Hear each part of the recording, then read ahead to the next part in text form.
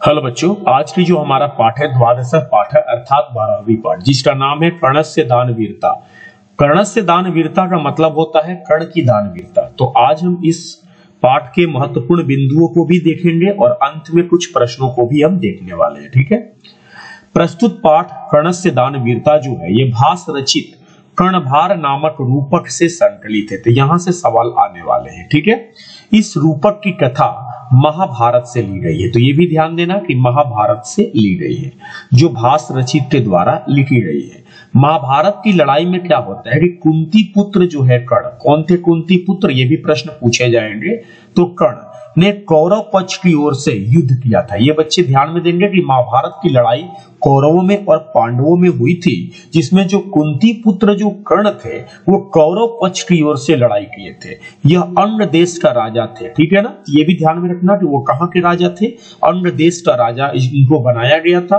कर्ण सूर्य पुत्र था, ये भी ध्यान देना। कुंती पुत्र भी यहाँ पर बताई जा रही है और यहाँ पर सूर्य पुत्र भी बताई जा रही है। ठीक है ना, तो आपको ध्यान में रखना है कि कर्ण कुंती पुत्र भी अगर ऑप्शन हो तो उसको भी मार देना है और सूर्य पुत्र हो तो भी मारना है आपको। ठीक है ना, कहाँ के राजा थे वो, अंग देश के राजा थे। किसके पक्ष से लड़ाई किए थे, कौरव के पक्ष से लड़ाई किए थे। ठीक है ना, ये हमेशा आप याद रखेंगे।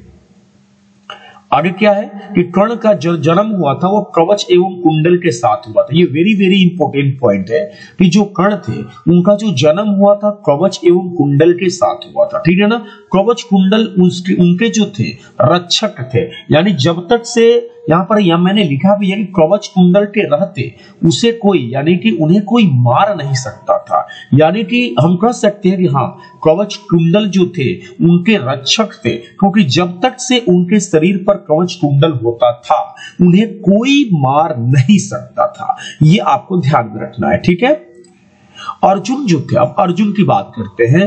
अर्जुन जो थे वो इंद्र के पुत्र थे। तो यहां से भी प्रश्न पूछा जाएगा कि अर्जुन किसके पुत्र थे, तो इंद्र के पुत्र थे। ठीक है ना, इंद्र जो थे, इंद्र ने अपने पुत्र अर्जुन की सहायता के लिए कपट पूर्वक यानी छल पूर्वक कवच कुंडल क्या करते हैं, दान में ले लेते हैं। किससे ले लेते हैं कवच कुंडल, तो भाई कवच कुंडल था किसके पास, कर्ण के पास था। तो ये कपट पूर्वक यानी छल पूर्वक जो इंद्र हैं वो कवच कुंडल कर्ण से ले लेते हैं। कर्ण ने अपनी दानवीरता की रक्षा के लिए अपना कवच एवं कुंडल शरीर से उतारकर ब्राह्मण वेश धारे, यानी यहां से भी प्रश्न पूछे जाएंगे कि जो इंद्र आए थे कर्ण के पास तो वो किस वेश में आए थे। तो ये आपको बताना है कि ब्राह्मण वेश का धारण किए थे, यानी कि ब्राह्मण वेश धारे, यानी ब्राह्मण का वेशभूषा धारण करके वो इंद्र उनको कपट पूर्वक दान में क्या करते हैं, ले लेते हैं। वैसे कर्ण भी समझ गए थे कि ये स्वयं इंद्र है जो इस तरह से वेशभूषा धारण करके आए थे, फिर भी वो जानते थे कि वो कवच कुंडल मेरी सुरक्षा कवच है, फिर भी कर्ण ये सुरक्षा कवच को दे देते हैं। इस तरह से हम कहते हैं कि अगर सबसे बड़ा कोई दानवीर है तो वो है कर्ण। आगे हम सुनते हैं क्या होता है।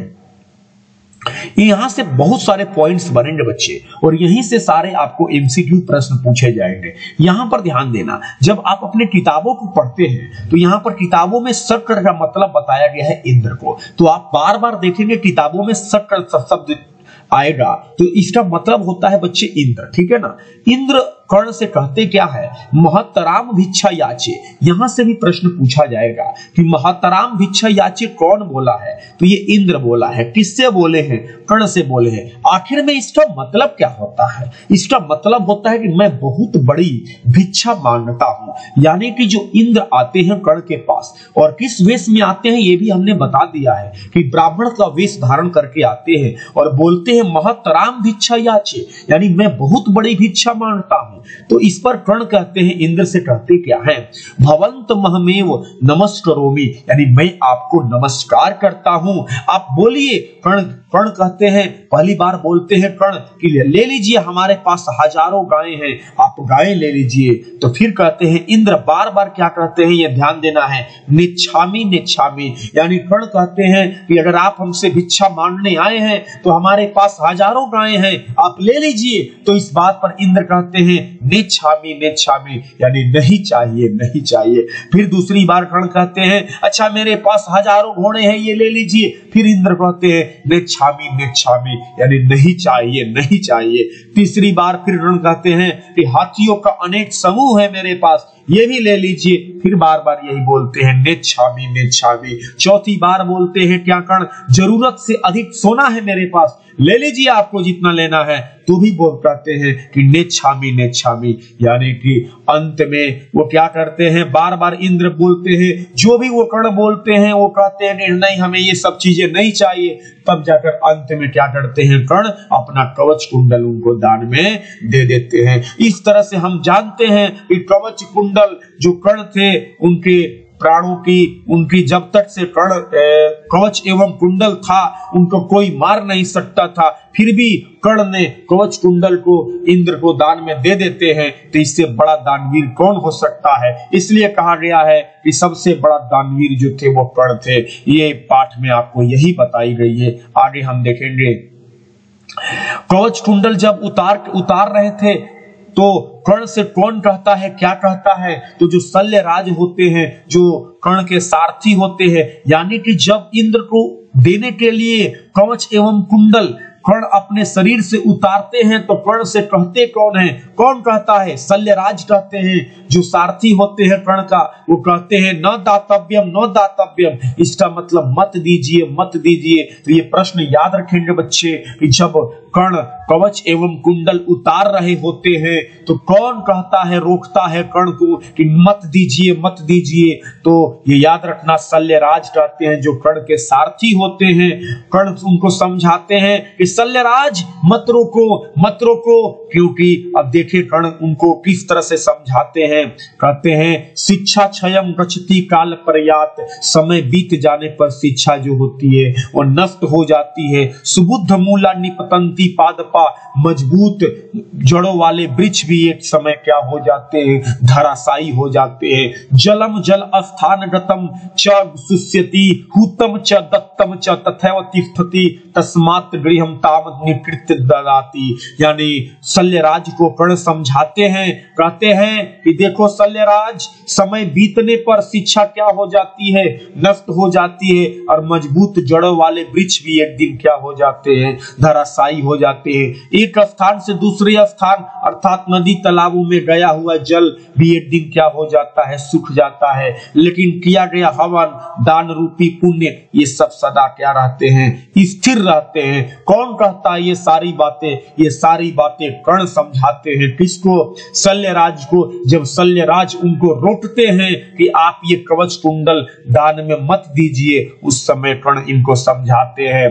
तो आइए हम कुछ प्रश्नों को लगाते हैं। लिखा हुआ है कि कर्णस्य दानवीरता पाठ किस ग्रंथ से संकलित है, तो आप बच्चे पढ़ ले, कर्णभार रूपक से, प्रतिमा नाटक से, बाल भारत से, पुराण से। तो हमने आपको बताया कि कर्णभार रूपक से ये लिया गया है, ठीक है ना।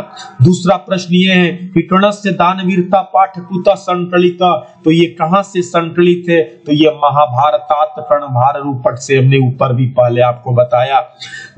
तीसरा सवाल हम देखेंगे कि दानवीर कौन था, तो दानवीर जो था वो बच्चे वो आप सब जानते हैं कि दानवीर जो था वह कर्ण था, क्योंकि वो अपनी कवच कुंडल जो सुरक्षा कवच थे उसको दान में दे देते हैं। चौथा नंबर मेरा प्रश्न है कि कर्ण सर्वप्रथम शक्र को क्या देना चाहता था, तो सबसे पहले वो गायों की बात किए थे कि हजारों गाय ले लीजिए मेरे से, फिर भी वो नहीं मानते हैं, ठीक है। और अंत में वो अपना कवच कुंडल दान में दे देते हैं। नंबर 5 है महतराम भिक्षा याचे, मैं आपसे बहुत बड़ी भीख मांगने आया हूँ, यानी भिक्षा मांगने आया हूँ। यह किसकी उक्ति है, तो भिक्षा कौन मांग रहा था बच्चे, शक्र बोले तो इंद्र मांग रहे थे, ठीक है ना। अगला मेरा प्रश्न ये है 6 नंबर कि कर्णस्य दानवीरता पाठ में न दातव्यम किसकी उक्ति है। न दातव्यम का मतलब होता है मत दीजिए मत दीजिए। तो आप सब समझ रहे हैं कि ये रोक कौन रहा था, तो ये रोक तो शल्यराज रहे थे ना। तब जाकर वो समझाते हैं कि देखो शल्यराज, समय बीत जाने पर शिक्षा क्या हो जाती है, नष्ट हो जाती है। ऐसी ऐसी बातें करके शल्यराज को कर्ण समझाते हैं। नंबर 7 है कि ब्राह्मण के वेश में कौन प्रवेश करता है, तो सारी बच्चे बच्चे जानते हैं कि ब्राह्मण के वेश में वो जो शक्र थे, शक्र बोले तो बच्चे इंद्र जो थे वो आते हैं, ब्राह्मण का वेश धारण करके आते हैं। 8वां नंबर सवाल है, कर्ण किस देश का राजा था? तो कर्ण अंग देश का राजा था, ये ध्यान देना बच्चे। और कर्ण जो था ये कौरवों के पक्ष से यानी कि कौरवों की ओर से युद्ध लड़ा था, ये ध्यान में रखेंगे हम। अंग देश का राजा बनाया गया था कर्ण को।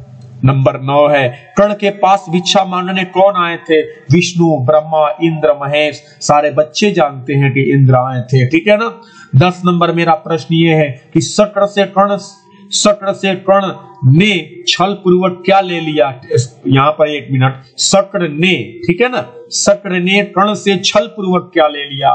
तो आप सब बच्चे जानते हैं शक्र का मतलब क्या होता है, इंद्र। तो इंद्र ने कर्ण से छल पूर्वक यानी कपट पूर्वक क्या ले लिया था? तो कवच एवं कुंडल दोनों ले लिया था बच्चे, ये ध्यान में रखेंगे। आगे मेरा 11 नंबर प्रश्न है कि इंद्र किस रूप में कर्ण के पास आए थे? तो इंद्र जो थे वो ब्राह्मण का वेश धारण करके आए थे और उनसे कवच कुंडल दान में ले गए, ठीक है।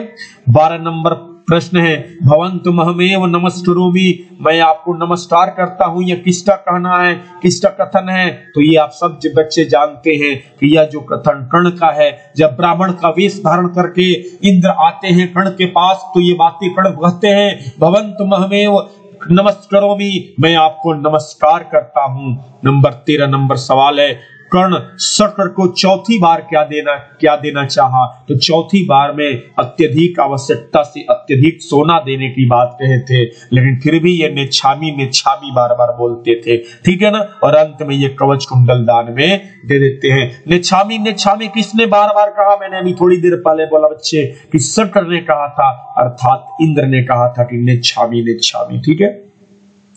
अगला मेरा प्रश्न है कि इंद्र ने कर्ण से छल क्यों किया? तो आप सभी बच्चे जानते हैं, क्या कृष्ण की सहमति के लिए? गलत। कौरवों की जिताने के लिए? गलत।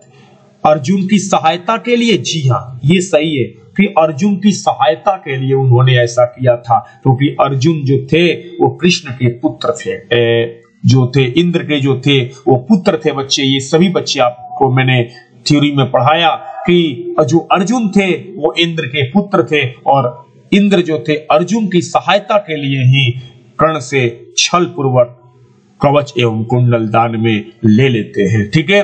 नंबर 16 नंबर मेरा प्रश्न है कि कर्णभार रूपक के रचनाकार कौन है? तो कर्णभार रूपक के जो रचनाकार हैं ये है महाकवि भास, जो है आपने देखा होगा, भास रचित कर्णभार रूपक नामक ग्रंथ से लिया गया है। तो 16 का आंसर हमारा डी होना चाहिए। आगे है, अंगराज किसे कहा गया है? तो अंगराज कर्ण को कहा गया है। 18 नंबर मेरा प्रश्न है कि कर्ण के माता जी का क्या नाम था? तो माता जी का नाम बच्चे याद रखेंगे कि कुंती था। क्या था? कुंती था। 19 नंबर सवाल है कि कर्ण के पास जन्म से ही क्या था? तो जन्म से ही कवच एवं कुंडल था। ये सारे बच्चे जानते हैं, मुझे बताने की कोई जरूरत नहीं है। अगर बच्चे अच्छा लग रहा होगा वीडियो तो आप जरूर लाइक कर देना। आगे समझते हैं कि दानवीर कौन थे? तो दानवीर जो थे वो कर्ण थे, क्योंकि वो अपना कवच कुंडल दान में दे दिए थे। अगला मेरा प्रश्न है कि कर्ण किसके पक्ष से युद्ध लड़ रहे थे? तो मैं बार बार बोल रहा था कि कर्ण कौरवों के पक्ष से युद्ध लड़ रहे थे, ठीक है ना। 22 समय समाप्त हो जाने पर क्या नष्ट हो जाती है? तो समय समाप्त हो जाने पर जो शिक्षा है वो बच्चे नष्ट हो जाती है। धन्यवाद।